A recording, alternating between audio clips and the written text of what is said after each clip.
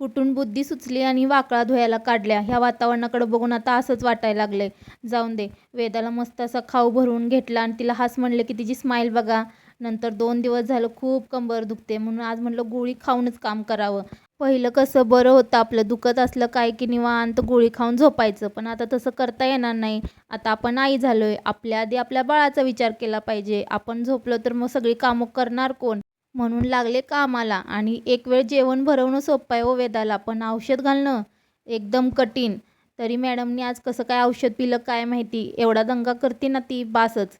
तिला मस्त असं औषध पाजून झोपी घातलं. नंतर घेतलं आसन आवरायला म्हणजे बेड हो. आणि घरातले सैनिक तर बोलवतच होते म्हणजे कपडे भांडी. आधी म्हणलं कोणतं काम करावं तर म्हणलं आधी भांडीच घासून घ्यावी, स्वयंपाक पण बाकी होता ना. वेदाला खायला मी मस्त असा मेथी भात केला होता. ह्याची रेसिपी जर कोणाला हवी असेल तर मला कमेंट्स करा, मी नक्की शेअर करेन. लहानपणी सगळ्यात जास्त खाणारा पदार्थ आज तुमच्याशी शेअर करते. मस्त असे कढई ठेवून घेतली, त्यात मोहरी टाकले, जिरे टाकले, नंतर कढीपत्ता, हिरव्या मिरच्या आणि कांदा टाकून मस्त असं परतून घेतलं. नंतर त्यात थोडीशी हळद आणि भरपूर अशी कोथिंबीरसुद्धा टाकली. लहानपणी तर हा पदार्थ रोज खायचो आम्ही, पण आता हल्ली मात्र आपण शिळं खायला मागत नाही. हा कोणता पदार्थ तर फोडणीचा भात. रात्रीचा राहिलेला शिळा भात मस्त असा परतून घेतला, मस्त एकजीव करून घेतला आणि झाला आपला भात. भात तर मस्त झालेला आणि लहानपणीची आठवणसुद्धा आली आईच्या हातची.